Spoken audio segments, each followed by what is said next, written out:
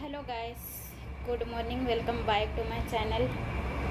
तो अभी good morning ही है, 11 बज गए हैं। तो आप लोग कैसे हैं? आई होप आप लोग बहुत अच्छे हैं।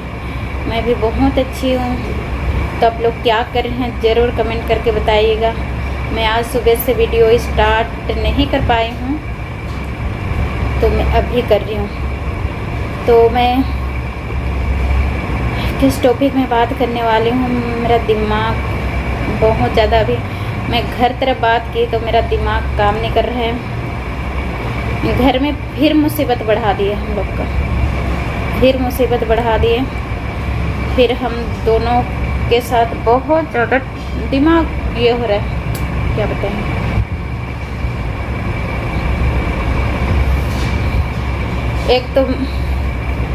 एक तो परिवार में 6 मेंबर हैं।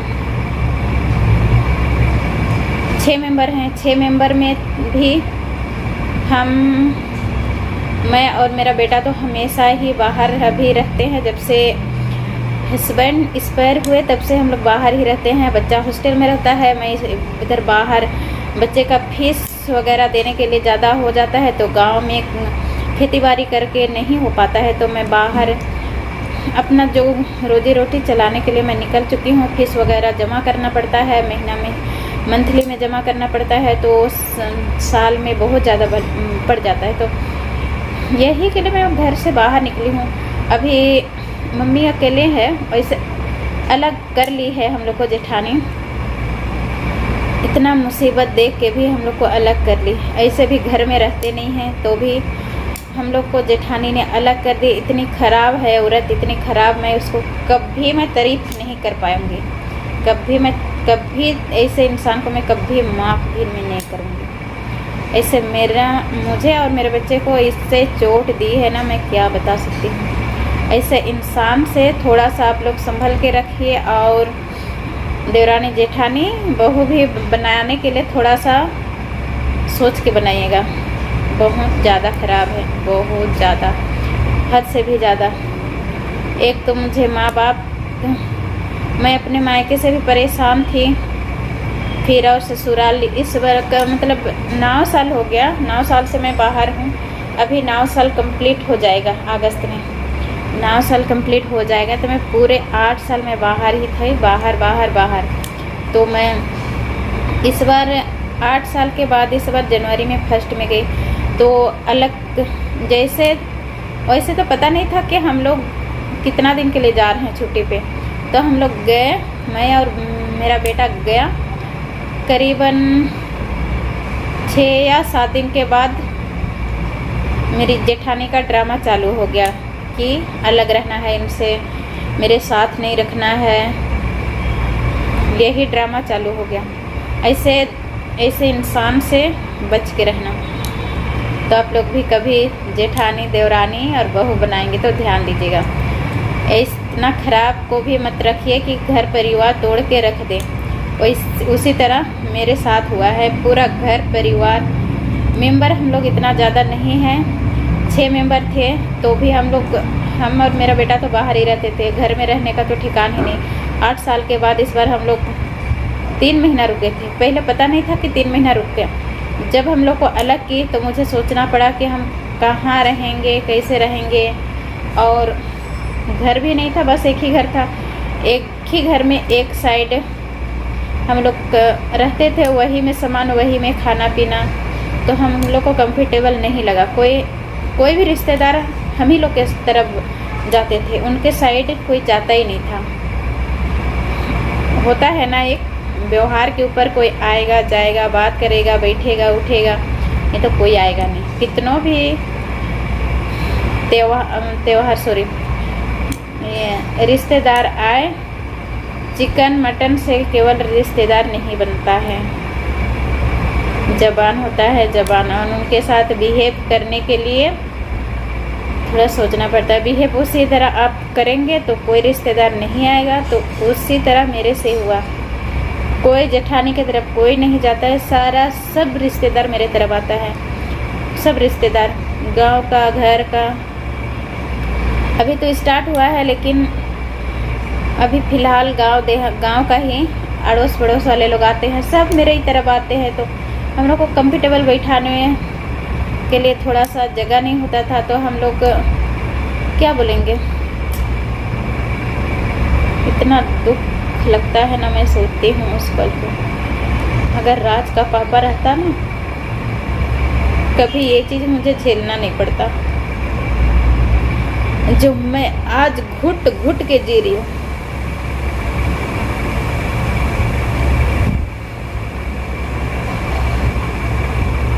मेरा बेटा को एक मायके से भी ठोकर मिल चुका है। जब हम लोग पापा लोग के घर में उधर रहते थे, हमेशा तो वहाँ भी रहते नहीं थे, ऐसे छुट्टी साल में 1 महीना रहते थे, तो वहाँ भी रहते थे। तो मेरी बहू को जलन आया वहाँ भी, तो भी बोली कि राज को यहाँ से हटाओ, नहीं तो घसीट के निकाल देंगे। इतना दुख, मेरे को तो किसी को बोलने का ये नहीं हो रहा है ना, हिम्मत नहीं हो रहा है, लेकिन मेरा बेटा को दूसरों के थ्रू कभी मेरी सास गई थी वहाँ मेरी मायके साइड, तो जब उनका ऑटो आ रही थी तो ऑटो रोक के उनको सास को धमकी दी है मेरी बहू। तो एक मायके तरफ से भी मेरा बेटा को इतना चोट मिला, इतना चोट मिला, जब हमको बताया बहुत खराब लगा। उसी पल मैं सोचती हूँ अगर मम्मी रहती तो ये चीज़ मुझे झेलना नहीं पड़ता, लेकिन किस्मत होता है ना, जिसका किस्मत में है वो सब चीज़ है।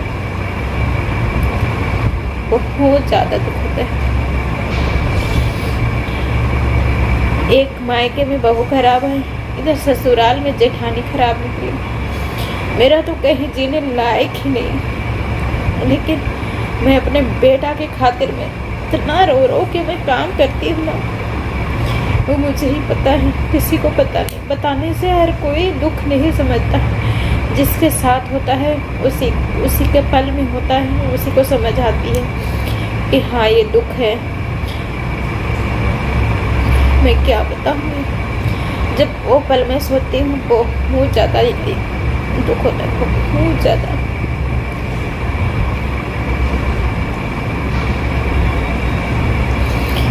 मैं अपने बेटे के लिए मैं क्या नहीं कर रही हूँ। मैं हर चीज़, गांव में भी इतना मैं ये की, तो अलग कर दिया हम लोग। तो अलग करने के बाद हम लोग के लिए कमरा थोड़ा सा कम था, उसी में सामान, अपना सामान रखना, उसी में। गांव में तो सामान ज़्यादा होता है ना, 4-5 बक्सा था।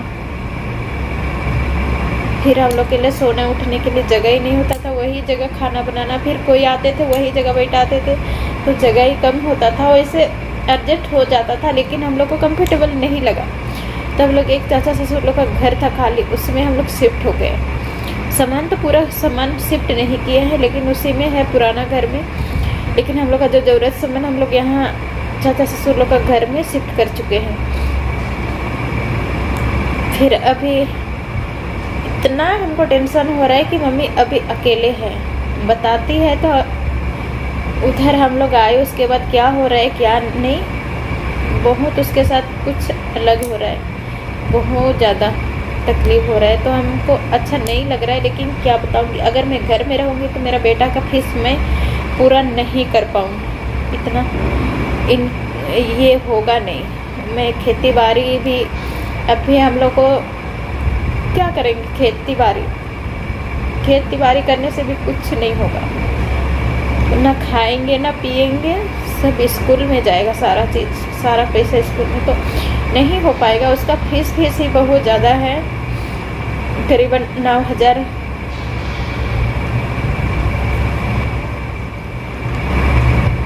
तो मैं क्या बता रही थी, मेरा दिमाग फोन आ गया, बीच में कट हो गया था। तो बहुत ज़्यादा टेंशन हो रहा है, मम्मी अकेले है, पता नहीं रात में क्या होगा क्या नहीं होगा।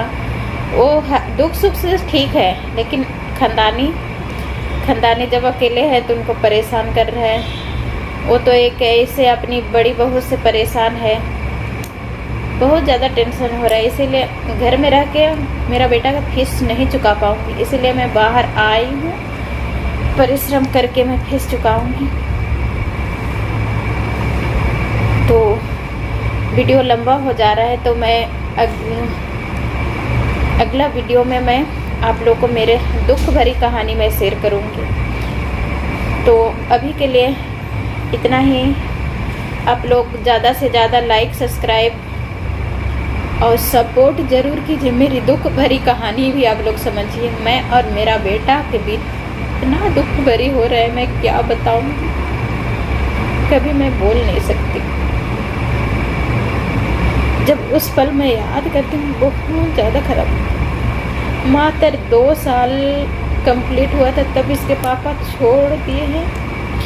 वो एक्सपायर हो गए, छोड़े नहीं हैं, एक्सपायर हो गए। तब से मैं अकेले ही पाल रही हूँ, ऐसे अकेले ही हर मतलब मेरा खर्चा वगैरह का चलाने के लिए हमको हेल्प करते हैं दीदी लोग, बहन लोग। अभी बहुत ज़्यादा मैं कर्ज ले चुकी हूँ, तो कर्ज भी हमको चुकाना है, ऐसी बात नहीं है। बहुत ज़्यादा 1 लाख से भी ऊपर है हमको कर्ज चुकाना। तो आप लोग प्लीज़ लाइक, सब्सक्राइब ज़रूर कीजिए, प्यार दीजिए, सपोर्ट दीजिए। और नए हैं तो सब्सक्राइब ज़रूर कीजिए, बेल आइकन को ज़रूर दबा दीजिए। Bye bye.